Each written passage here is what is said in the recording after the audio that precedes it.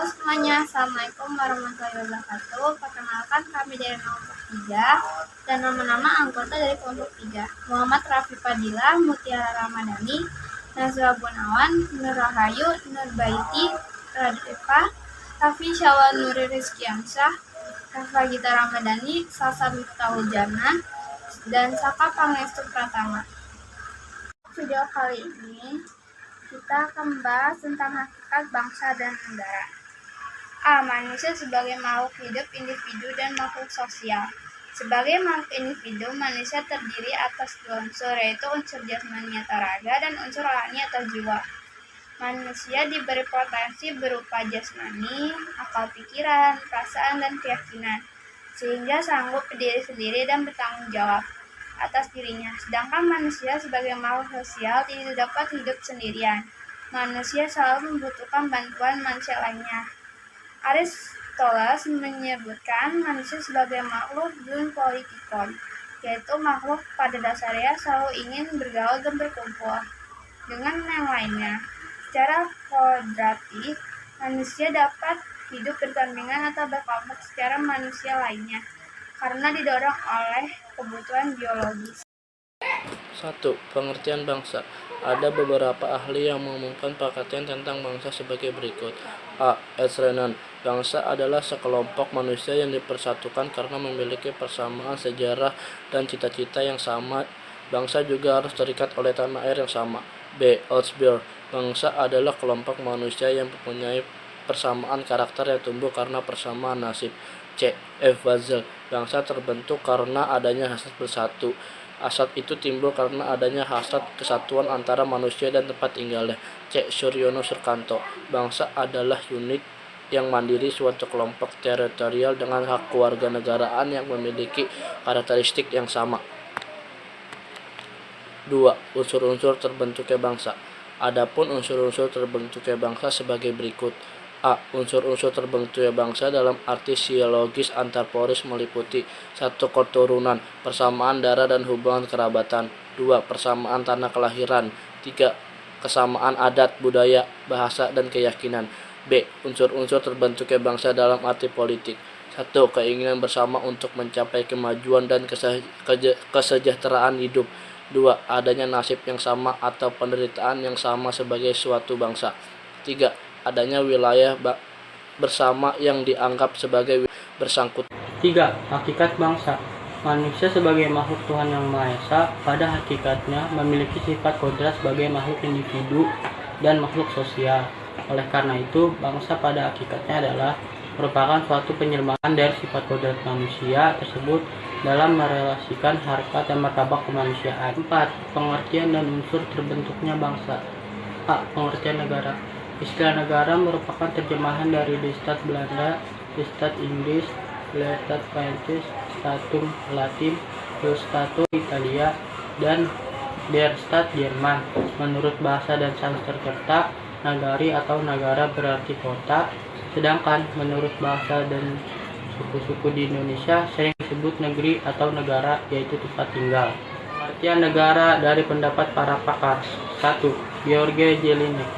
Negara adalah organisasi kekuatan dari sekelompok manusia yang telah berkediaman di wilayah tertentu. 2. Hans Kelsen. Negara adalah susunan pergaulan hidup bersama dengan tata paksa. 3. Friedrich Hegel. Negara merupakan organisasi kesiptaan yang muncul sebagai sintetis dari kemerdekaan individual dan kemerdekaan universal. 4. R. Joko Sutono. Negara adalah organisasi manusia atau kumpulan yang berada di bawah pemerintahan yang sama. B. Unsur-unsur terbentuknya negara. 1. Rakyat. Rakyat dalam suatu negara adalah semua orang yang secara nyata berada dalam wilayah suatu negara yang tunduk dan patuh terhadap peraturan dalam negara tersebut. Rakyat dibagi menjadi dua, yaitu penduduk yang merupakan warga negara tersebut dan bukan penduduk, yaitu mereka yang tinggal sementara waktu. 2. Wilayah. Wilayah adalah unsur mutlak dari suatu negara. Wilayah adalah landasan material atau landasan fisik negara. Luas wilayah suatu negara ditentukan oleh perbatasannya. Di dalam batas tersebut, negara wajib menjalankan yurisdiksi teritorial tersebut. 3. Pemerintahan yang berdaulat. Unsur-unsur terbentuknya negara yang ketiga adalah pemerintahan yang berdaulat. Adanya suatu pemerintahan yang berkuasa atas seluruh wilayahnya dan segenap rakyatnya merupakan syarat mutlak keberadaan negara. Kekuasaan itu disebut sebagai kedaulatan. Kedaulatan adalah kekuasaan tertinggi dalam suatu negara yang berlaku terhadap seluruh wilayah dan segenap rakyat negara itu. Kedaulatan yang bersifat asli, tertinggi, dan tidak dapat dibagi-bagi. 4. Pengakuan merupakan unsur yang memperkuat terbentuknya sebuah negara. Pengakuan dari negara lain merupakan unsur yang menerangkan bahwa suatu negara telah berdiri sehingga negara tersebut dikenal oleh negara-negara lain. Pengakuan dari negara lain dibagi menjadi dua, yaitu de facto dan de jure. De facto adalah pengakuan berdasarkan kenyataan yang ada atau fakta yang sungguh-sungguh nyata tentang berdirinya suatu negara. Sedangkan pengakuan de jure adalah pengakuan berdasarkan pernyataan resmi menurut hukum internasional. B. Hakikat negara dan bentuk-bentuk kenegaraan. 1. Sifat hakikat negara. Sifat hakikat negara merupakan sifat-sifat pokok yang ada pada negara. Sifat-sifat tersebut ada hubungan dengan tujuan negara dan tata sosial budaya yang berkembang dalam negara. Menurut Prof. Miriam Budiarjo, pada umumnya sifat hakikat negara meliputi hal-hal sebagai berikut. A. Sifat memaksa. Negara memiliki sifat maksa, artinya negara memiliki kekuatan fisik secara legal. Sarana itu adalah polisi, tentara, dan alat penjamin hukum lainnya. Dengan sifat memaksa ini diharapkan semua peraturan dan perundangan yang berlaku ditaati agar keamanan dan ketertibannya tercapai. B. Sifat monopoli. Negara adalah mempunyai monopoli dalam penetapan tujuan bersama masyarakat. Misalnya, negara dapat menyatakan bahwa aliran, kepercayaan, atau partai politik tertentu dilarang karena dianggap bertentangan dengan tujuan masyarakat dan negara. C. Sikap mencakup semua. Semua peraturan perundangan diberlakukan untuk semua orang tanpa kecuali guna mewujudkan keadilan dalam negara. Terjadinya negara. Beberapa teori tentang proses terjadinya negara sebagai berikut. Terjadinya negara secara primer tahapannya meliputi persekutuan masyarakat. Merupakan masyarakat hukum yang paling sederhana kemudian berevolusi ke tingkat yang lebih maju. Kerajaan, negara nasional, dan negara demokrasi. Terjadinya negara secara primer berarti terjadinya negara dimulai dari tahap-tahap yang paling sederhana. Adapun tahap-tahapnya sebagai berikut. 1. Persekutuan masyarakat atau Genotschaft. Awal kehidupan manusia dimulai dari keluarga. Kemudian terus berkembang menjadi kelompok-kelompok masyarakat hukum tertentu atau suku. Suku sangat terikat dengan adat serta kebiasaan yang disepakati. Pimpinan suku berkewajiban mengatur dan menyelenggarakan kehidupan bersama. Peranan kepala suku dianggap sebagai primus inter pares, artinya orang yang pertama di antara yang sederajat. Suatu suku terus berkembang menjadi 2, 3, dan seterusnya, menjadi besar dan kompleks. 2. Kerajaan atau Reich. Kepala suku yang semula berkuasa di masyarakat hukumnya, kemudian mengadakan ekspansi dengan penaklukan-penaklukan ke daerah lain. Hal ini mengakibatkan berubah fungsinya kepala suku dari primus inter pares menjadi raja dengan cakupan wilayah yang lebih luas dalam bentuk kerajaan. 3. Negara impremium. Raja yang menguasai kerajaan dengan wilayah tertentu tidak merasa puas, maka ia ingin menguasai kerajaan-kerajaan yang lain. Keberhasilan menguasai kerajaan yang tersebut menyebabkan ia memiliki wilayah yang semakin luas. Akhirnya kekuasaannya semakin luas dan mengubah kedudukannya sebagai kaisar yang memerintah di suatu negara impremium. 4. Tahap negara kebangsaan. Timbulnya kekaisaran yang memiliki kekuasaan mutlak sering menyebabkan rakyat tidak terperhatikan kesejahteraannya, merasa tertindas, dan dilanggar hak asasinya. Kemudian rakyat melakukan perjuangan melepaskan diri dari negara impremium dan membentuk negara sendiri yang dipimpin oleh bangsanya sendiri, sehingga lahirlah negara kebangsaan. 5. Negara demokrasi. Dari fase negara nasional secara bertahap, rakyat mempunyai kesadaran batin dalam bentuk perasaan kebangsaan. Adanya kekuasaan raja yang mutlak menimbulkan keinginan rakyat untuk memegang pemerintahan sendiri, di mana kedaulatan dan kekuasaan tertinggi dipegang oleh rakyat. Rakyat berhak memilih pemimpinnya sendiri yang dianggap dapat mewujudkan aspirasi mereka. Hal ini dikenal dengan kedaulatan rakyat. Pemikiran yang demikian mendorong lahirnya negara demokrasi. Terjadinya negara secara sekunder. Menurut Georg Jelinek, terjadi negara secara sekunder tidak membahas bagaimana negara pertama kali lahir, akan tetapi membicarakan bagaimana timbulnya negara baru. Hal ini berkaitan dengan pengakuan negara lain. Pengakuan dari negara lain tersebut mengikuti pengakuan de facto dan pengakuan de jure. Teori ini beranggapan bagaimana negara telah ada sebelumnya, namun adanya revolusi, intervensi dan penaklukan akan timbul negara baru yang menggantikannya. Terjadinya negara secara fakta sejarah atau faktual.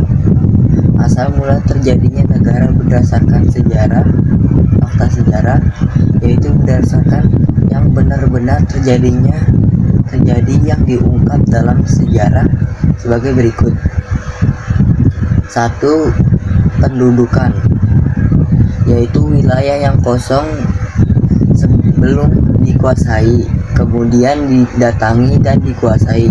Contoh, Liberia yang diduduki budak-budak Negro dimerdekakan pada tahun 1847.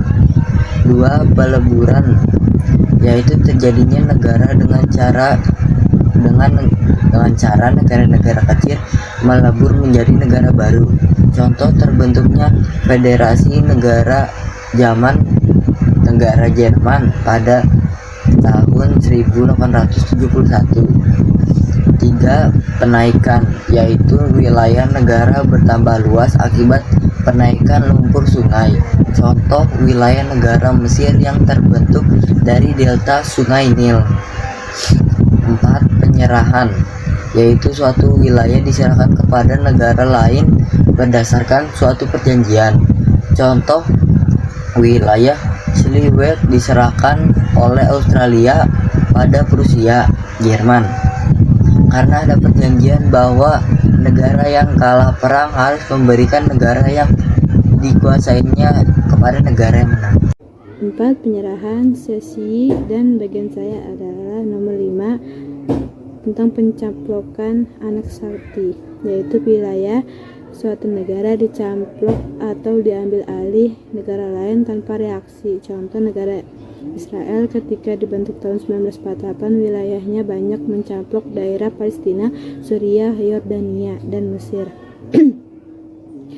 Pembentukan baru inovasi, yaitu suatu negara besar karena suatu hal pecah dan lenyap, kemudian pada bekas wilayah itu berdirinya negara baru. Contoh, negara Kolombia yang pecah dan lenyap, kemudian di wilayah negara tersebut muncullah negara baru, yaitu Venezuela dan Kolombia baru. Pemisahan atau separatis, yaitu negara terjadinya akibat memisahkan diri dari negara kesatuan. Contoh, pada tahun 1939 Belgia memisahkan diri dari Belanda dan menyatakan kemerdekaan. Proklamasi, yaitu negara yang dijajah atau dikuasai bangsa lain berjuang untuk memperoleh kemerdekaan untuk mendirikan suatu negara. Contoh, negara Republik Indonesia ini yang merdeka pada tanggal 17 Agustus 1945.